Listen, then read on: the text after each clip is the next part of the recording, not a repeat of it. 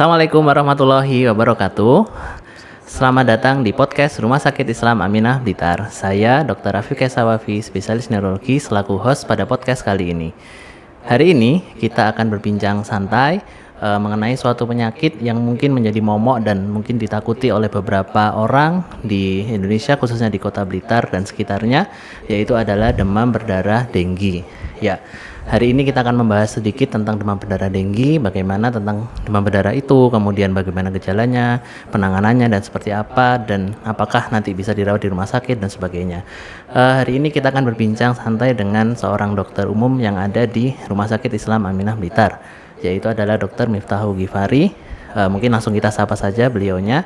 Assalamualaikum Dr. Ghifari. Waalaikumsalam dokter. Bagaimana kabarnya hari ini, Dok? Sehat? Alhamdulillah sehat-sehat. Saya panggilnya Dr. Ghifari ya, Dok. Boleh, ya? Betul ya. Ya, Dr. Ghifari ini salah satu dokter yang bertugas di Rumah Sakit Islam Aminah Blitar, khususnya di unit gawat darurat. Betul ya, Dok ya. Jadi karena yang kita bincangkan pada podcast kali ini untuk sobat sehat RSI Aminah di mana saja Anda berada, itu adalah tentang penyakit yang mungkin sering kita temui dan mungkin sering mendapatkan di unit gawat darurat atau di UGD. Nah, pertama pertanyaan untuk Dr. Ghifari nih, yaitu apa sih, Dok, DBD itu apa? Mungkin bisa dijelaskan pada sobat sehat RSI Aminah semua. Jadi DBD itu kan singkatan dari demam berdarah dengue. Jadi suatu penyakit dengan klinis demam yang disebabkan oleh infeksi virus dengue, di mana sebenarnya infeksi virus dengue ini tidak selalu klinisnya demam berdarah. Bisa jadi dia itu demam dengue saja. Nah, bedanya demam berdarah sama demam biasa itu kok ada tanda-tanda kebocoran plasma gitu. Terus sebenarnya ada klasifikasi terbaru dari WHO.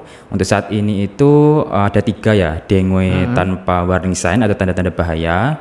Yang pertama, yang kedua dengue dengan warning sign, yang ketiga severe dengue sampai yang ke arah shock dengue-nya. Nah, bentar, Dok, kita sampai situ dulu, Dok. Jangan terlalu detail dulu. Jadi nanti pusing nanti sobat sehat. Jadi nanti pelan-pelan. Jadi demam berdarah denggi ini adalah demam yang disebabkan oleh suatu infeksi virus, yaitu virus denggi. Nah, gejala klinisnya tadi sudah sempat disinggung sedikit oleh Dr. Ghifari, banyak ya, ada warning sign dan sebagainya. Cuma sebentar biar agar sobat sehat ngerti cara penularannya seperti apa nih, Dok, DBD ini.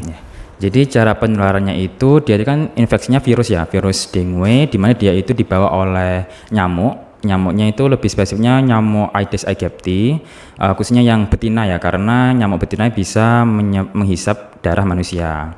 Nah, untuk cara penularannya, rantai penularannya itu kalau misalnya ada orang atau manusia yang terinfeksi virus, kemudian ada nyamuk, dia menghisap darah si manusia yang terinfeksi tadi, yang tadinya nyamuk itu nyamuknya sehat, kemudian karena dia menghisap darah, jadinya dia jadi terkena infeksius juga. Nah, kalau misalnya dia si nyamuk yang terinfeksius tadi menghisap darah yang orang normal lainnya, ya orang normal lainnya juga terkena infeksi dengue. Jadi vektor atau pembawanya berupa nyamuk. Jadi virusnya ini dibawa oleh nyamuk Aedes aegypti. Jadi menularkan antara satu orang ke orang yang lain. Jadi misal dari saya, di dalam tubuh saya sudah ada virusnya, kemudian saya digigit oleh nyamuk, kemudian virus itu akan dibawa oleh nyamuk ke orang lain. Misal ke Dr. Ghifari juga nanti bisa tertular seperti itu ya, Dok ya. Oke.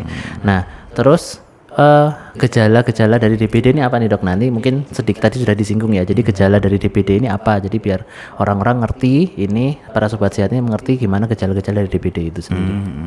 Jadi gejalanya yang pertama pasti demam ya, demam. Nah, demamnya ini kalau misalnya demam yang disebabkan oleh virus, dia karakteristiknya itu demam yang tinggi.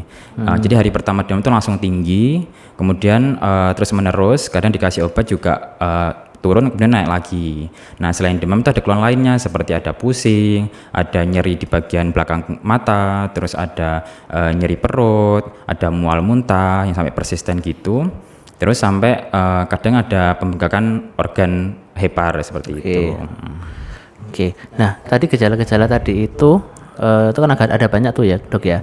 Itu apakah nanti bisa menjadi parah atau terus kemudian apa sih tanda-tanda yang menunjukkan bahwasanya ini sudah parah nih, berat nih. Nah, itu apa saja, Dok, yang mungkin bisa diwaspadai ketika ada mungkin ibu-ibu ada anaknya yang terkena demam dan sebagainya. Nanti kita jadi ngerti, ini sudah masuk gejala yang parah. Nah, itu seperti apa nih, Dok?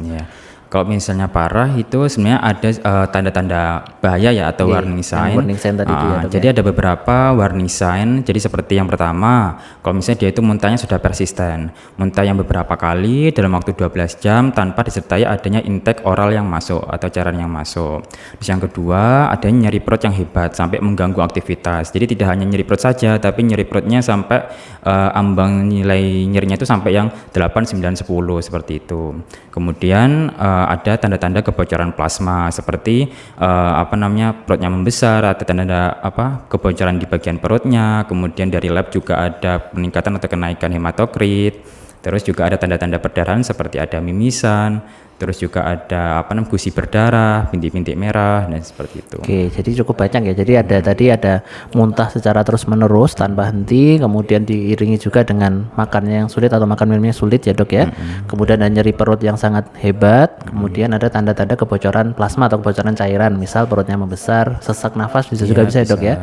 Terus tadi ada tanda-tanda perdarahan seperti ada bintik-bintik di bawah kulit ya, bintik-bintik merah, terus kemudian bisa juga mimisan, gusi berdarah, ya itu juga menjadi salah satu tanda bahaya. Atau mungkin bisa juga BAB-nya jadi ada warna gelap, yaitu juga bisa tercampur dengan darah juga. Nah tadi sudah dikatakan gini, Dok ya, gejala-gejala dari yang awal, dari yang ringan sampai yang gejalanya berat. Nah mungkin kan demam ini banyak sebenarnya, Dok ya. Jadi tidak hanya demam berdarah denggi saja, ada demam-demam yang lainnya. Nah caranya agar kita tuh tidak panik di rumah gimana, Dok? Jadi kalau misalnya ada saudara kita atau mungkin ibu anaknya yang demam, nah itu gimana tata laksana awal di rumah seperti apa, Dok?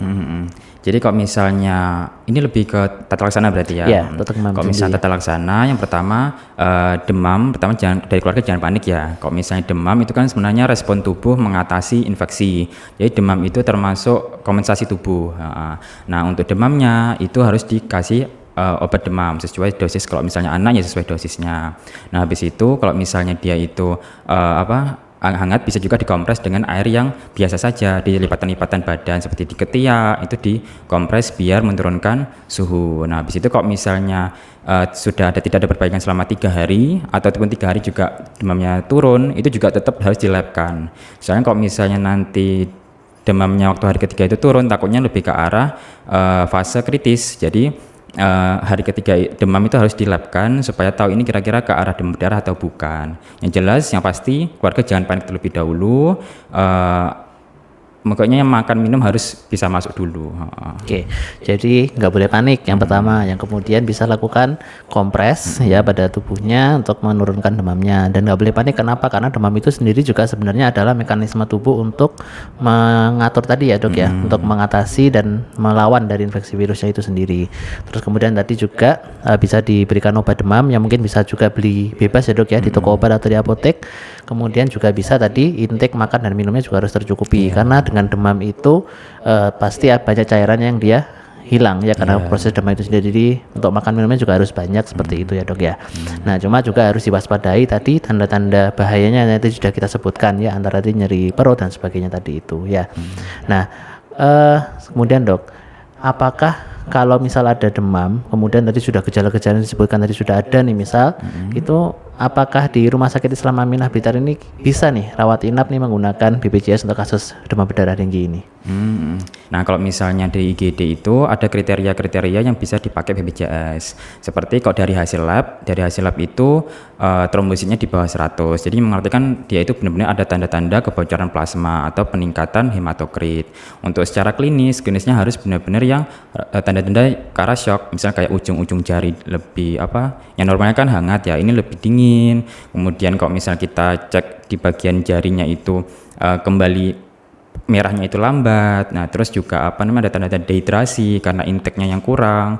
Nah itu bisa gunakan BPJS-nya untuk MRS gitu. Oke, jadi pada dasarnya sebenarnya semua masalah demam bisa datang ke RSI Aminah. Cuma untuk BPJS ini mereka menggunakan kriteria khusus yang hanya bisa digunakan kalau demam berdarahnya ini sudah masuk ke kategori mengarah ke kondisi yang berat. Ya tadi sudah disebutkan ya, mungkin anaknya sudah mulai lemah, sudah mulai nggak nyambung dijak bicara seperti itu ya, terus sudah intake makan minumnya sulit, terus kemudian ada tadi tanda-tanda yang disebutkan Dr. Gifari tadi sudah mengarah dehidrasi. Nah itu perlu dari pemeriksaan pemeriksaan yang dilakukan oleh tenaga profesional yang ada di IGD Rumah Sakit Islam Aminah Blitar. Jadi tidak bisa menentukan sendiri, harus benar-benar diperiksa oleh dokter menentukan ini apakah masuk kriteria yang berat atau tidak, seperti itu. Tapi secara umum sebenarnya bisa, cuma nanti BPJS ada kriteria tersendiri. Nah, terakhir nih Dok, mungkin ya, tadi sudah kita jelaskan dari awal, dari pengertian gejala, terus kemudian tanda-tanda gejala bahayanya apa, kemudian siklusnya gimana, terus tata laksana gimana, dan bisa rawatin apa atau enggak. Nah, terakhir nih sebenarnya paling penting, karena bagaimanapun mencegah lebih baik daripada mengobati. Nah, bagaimana tentang mencegah dari penyakit demam berdarah ini sendiri itu seperti apa, Dok? Untuk pencegahannya yang sebenarnya itu kalau ada vaksin, itu vaksin ada. Oke. Sebenarnya sudah beredar di Indonesia, cuman belum sebagai program pemerintah. Jadi kalau misalnya dari keluarga berkenan untuk divaksin, ya ada di Indonesia sudah ada. Tapi kalau misalnya bisa dilakukan seringnya umumnya itu bisa dilakukan dengan 3M. 3M plus ya saat ini. Apa itu Dok 3M plus tuh? 3M yang pertama yaitu menutup.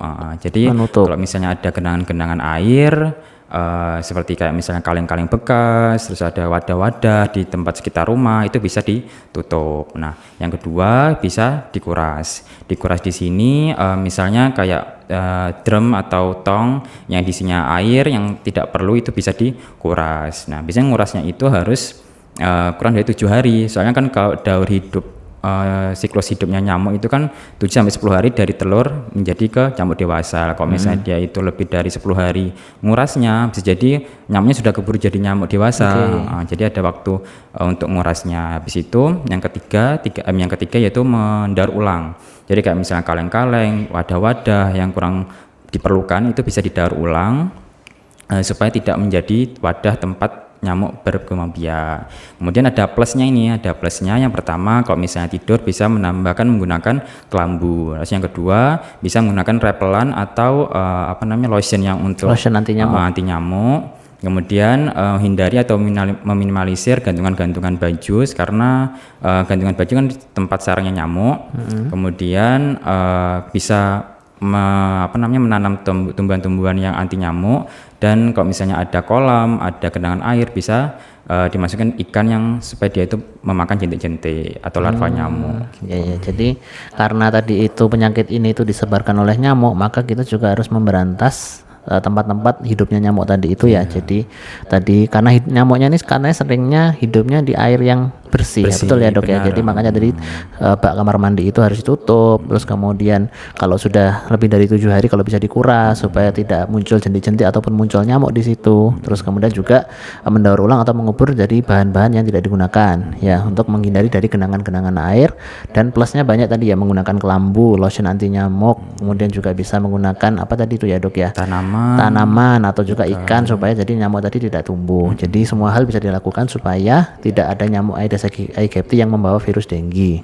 Dan yang terakhir mungkin juga harus dari imunitas kita Dok ya, juga harus ditingkatkan dengan apa? Dengan nutrisi yang bagus, makan yang sehat dan seimbang ya, seperti itu. Nah, baik Sobat Sehat RSI Aminah Blitar, tak terasa kita sudah banyak berbincang tentang demam berdarah dengue, yaitu dari apa itu demam berdarah, kemudian bagaimana penularannya, gejalanya, tanda bahaya, sampai tata laksana dan juga pencegahannya. Nah, ini sebelum kita tutup, ini terakhir mungkin Dr. Givari bisa memberikan closing statement Dok untuk para Sobat Sehat RSI Aminah Blitar di mana saja mereka berada. Silakan Dok. Jadi closing statement dari saya kan, karena sekarang ini ya, Sobat Sehat sudah tahu penyebabnya ya, karena penyebabnya infeksi virus, di mana infeksi virus itu kan termasuk self-limiting disease ya. Jadi bisa sembuh dengan daya tahan tubuh yang baik. Jadi selain dengan obat-obatan juga bisa meningkatkan imun dengan makan dan minum yang bergizi. Selain itu, saat ini karena sudah masuk musim hujan, jadi harus waspada karena rantai penularan nyamuk lebih meningkat dibandingkan sebelumnya. Itu kalau misalnya ada tanda-tanda bahaya seperti tadi, bisa dibawa ke vaskes yang terdekat. Baik, terima kasih pada Dr. Givari. Saya selaku host mohon maaf apabila terdapat kekurangan maupun kesalahan. Semoga ilmu yang bisa kita berikan pada podcast kali ini tentang demam berdarah dapat memberikan manfaat dan juga ilmu pengetahuan yang berguna dan bermanfaat untuk Sobat Sehat RSI Aminah Blitar di mana saja Anda berada. Terima kasih. Rumah Sakit Islam Aminah Blitar, layananku ibadahku. Wassalamualaikum warahmatullahi wabarakatuh.